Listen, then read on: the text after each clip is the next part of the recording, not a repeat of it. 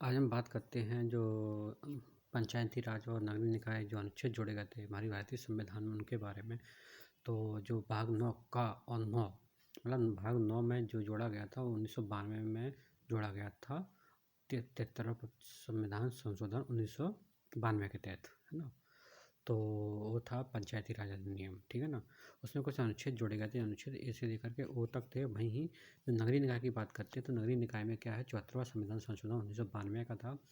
उसमें पी से लेकर के जेड जी तक कुछ अनुच्छेद जोड़े गए थे जो कि भाग 9 का था, जो नगरीय निकाय संबंधित था। सबसे पहले बात करते हैं पंचायती अधिनियम से।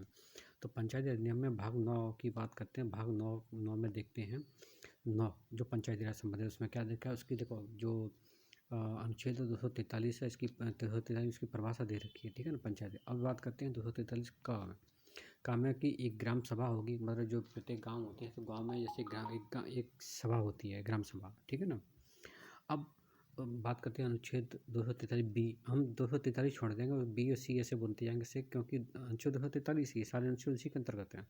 तो इसी पर अब देखेंगे इसमें पंचायतों का गठन, मतलब प्रत्येक जो गांव होती है वहाँ पे एक पंचायत का गठन किया जाएगा। पहले ग्राम सभा होगी, प्रत्येक देखो आप जो भी गांव होते हैं वहाँ पे ग्राम सभा होती है और वहाँ पे पंचायत का गठन किया जाता है। अब पंचायत का गठन के लिए सी में जो आएगा, सी में क्या होगा, पंचायतों की संरचना। पंचायत की संरचना मतलब उसमें देखें कि कौन कौन रहेगा, कौन कौन रहेगा। जैसे सरपंच रहता है, सचिव रहता है, इस प्रकार के रहते हैं।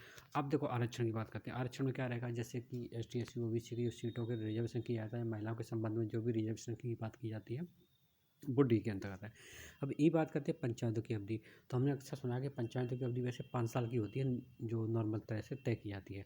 लेकिन बीच में बाई चांस कोई सरपंच होता है, वो कहीं ख़त्म हो जाता है, तो क्या होता है, अगर जैसे कि मान चलो कि पंचायत का अभी समय है चुनाव, जैसे मान चलो 2.5 साल हो गए या 1 साल हो गई पंचायत को बने, और सरपंच कहीं बीच में ख़त्म हो गया या किसी कारणवश और चीज़ हो गई, तो क्या पंचायत के वही दूसरे चुनाव क्या कराए जाते हैं। तो उसके लिए फिर वो जो जितने समय के लिए जैसे मतलब 2.5 साल का साल हो चुकी है और सरपंच कोई ख़त्म हो गया, फिर जो दूसरी चुनाव किए जाते हैं, जो 2.5 साल बचे रहे सब उसी के लिए रहेगा, ना कि और आगे 5 साल के लिए। तो इसमें ऐसा रहता है।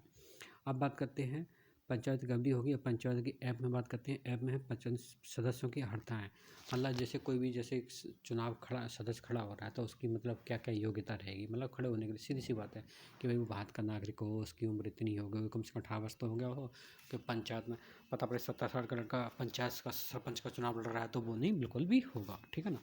अब बात करते हैं जी में क्या, पंचायतों की शक्तियाँ, प्राधिकार और उत्तरदायित्व। मतलब जैसे प्रत्येक गांव में आपने देखा पंचायत होती है, तो पंचायत कुछ कार्य रहते हैं, उनको कार्य दिए तो भैया ये आपका कार्य हो और ये आपका उत्तरदायित्व, ये आपको कंप्लीट करना है। अब बात करते हैं एच, पंचायत द्वारा कर आरोपित करने की शक्तियाँ। जैसे कि मान चलिए कोई स्थानीय मेला लग रहा है कहीं और पास, तो क्या स्थानीय मेला के लिए आपने देखा होगा जो पंचायत के लोग होते हैं थोड़ा सा कर वसूल करते हैं, जिससे कि पंचायत की आय हो सके, ठीक है ना। अब बात करते हैं आई में क्या है, वित्तीय स्थिति का अवलोकन, मतलब प्रत्येक पंचायत के लिए एक वित्त आयोग की व्यवस्था की जाती है, क्योंकि बिना वित्त के कुछ चलता नहीं है। इसलिए हम यहाँ पे एक वित्त आयोग गठन किया जाएगा। जितने साल की पंचायत चलेगी उतने साल का ये वित्त आयोग रहेगा। जे पंचायतों का लेखा, बस सीधी सी बात है, अगर वहाँ पे पंचायतों का जो वित्त है तो वित्त के लिए कोई जो उसको हिसाब किताब करने के लिए कोई भी व्यक्ति होना चाहिए, तो उसके लिए लेखाओं का प्रावधान दे रखा है कि भैया जो भी अगर पंचायत होगी उसका वित्त होगा, वित्त में जो कि उसका लेखा जोखा होगा उसका हिसाब किताब रखा जाएगा। अब संघ राज्य क्षेत्रों का लागू होना, संघ राज्य क्षेत्रों का लागू होना, इसको इसी प्रकार से याद रखना, संघ क्षेत्रों में लागू होना पंचायत को, सीधी सी बात है। इस भाग में कतिपय लागू होना, इस भाग का कतिपय क्षेत्रों पर लागू होना, मतलब हो सकता है पंचायत कहीं कहीं जैसे बहुत से राज्य ऐसे जहाँ पे शायद पंचायत का नियम नहीं है मेरे अंदर से, और ऐसा पूरा याद नहीं है, लेकिन आप ऐसा इस जो नियम है कि कहीं कहीं किसी क्षेत्र पर लागू नहीं होते। हो सकता है कोई जैसे कोई ऐसी टेरिटरी हो जहाँ पे गाँव ना हो, वहाँ पे तो सीधा पंचायती नियम लागू नहीं होगा। जैसे में दिल्ली है, दिल्ली शायद पूरा केस शासित राज्य है, उसमें वहाँ शायद पंचायत तो नहीं है, पूरा नगरीय प्रशासन है, तो इसलिए वहाँ पे लागू नहीं हो पाएगा। विद्यमान विधियों और पंचायतों का बना रहना, जो भी पंचायत का नियम वगैरह है उनका बना रहेगा। और वो में दे रखा है निर्वाचन संबंधी मामलों का। अब जो भी है देखो, जैसे पंचायत के चुनाव वगैरह होते हैं उसको क्या है, न्यायालय में हस्तक्षेप नहीं किया जाएगा, सीधी सी बात है। अब ये हो गया हमारा, कितने अनुच्छेद हो गए टोटल, ए से लेकर के ओ तक, तो ये पंचायती राज अधिनियम के हो गए। अब बात करते हैं नौका में देखते हैं, इसमें नगरीय निकाय के जो अनुच्छेद है वो पी से स्टार्ट होते हैं और अनुच्छेद 243 ही रहेगा आपका। तो इसमें चलते हैं, पी में परिभाषा दे रखी है। क्यू में नगरपालिका का गठन वहाँ भी दे रखा था, यहाँ भी है। नगरपालिका की संरचना में आपका अध्यक्ष उपाध्यक्ष ये चीज़ें जाती हैं। वार्ड समितियाँ, देखो नगरों में क्या वार्ड रहते हैं, उसका गठन और संरचना। स्थानों का आरक्षण, सीधी सी बात है, अगर कोई ST SC OBC या महिलाओं के लिए आरक्षण की व्यवस्था है, अवधि कितनी रहेगी, जाहिर सी बात है 5 साल की अवधि रहती है। और हमें से पॉलिटी के अंदर पर अधिकतर पड़ा रहेगा कि अधिकतर जो पंचायत के चुनाव या लोकसभा के चुनाव होते हैं 5 साल के लिए किए जाते हैं। सदस्यों की अर्हता, सीधी सी बात है, भारत का नागरिक हो, कम से कम उसकी जो एक न्यूनतम आय है जो चुनाव में खड़े होने के लिए वो पूर्ण हो गई हो।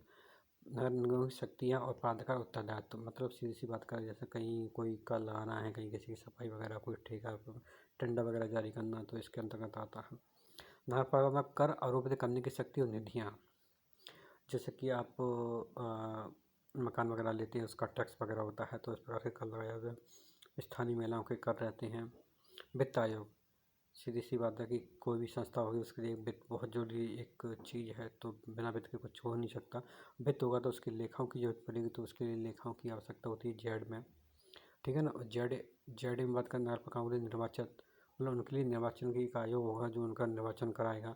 संघ राज्य क्षेत्रों का लागू होना, कर्तव्य क्षेत्र में लागू ना होना। जिला योजना समिति, जिला मतलब प्रत्येक जिला में एक समिति होगी उसके लिए दे रखा। और जो महानगर होते हैं जैसे कलकत्ता मुंबई, वहाँ पे महानगर योजना समिति होगी। जैसे मुंबई में BMC चलती है, इस प्रकार से अलग क्षेत्रों में अलग अलग प्रकार की होंगी। विद्यमान विधियों नगर पालिकाओं का बना रहना, और जो पहले से चली आ रही हैं जो इस नियम के तहत, उनको मतलब विघटन नहीं किया जाएगा, उनको वो भी बनी रहेंगी। साथ में लास्ट में दे रखा है कि न्यायालय का हस्तक्षेप ना होना, ठीक है ना। अब ये हमारा पूरा पंचायती नियम और नगरीय निकाय और पंचायत दोनों कंप्लीट होते हैं एक साथ में।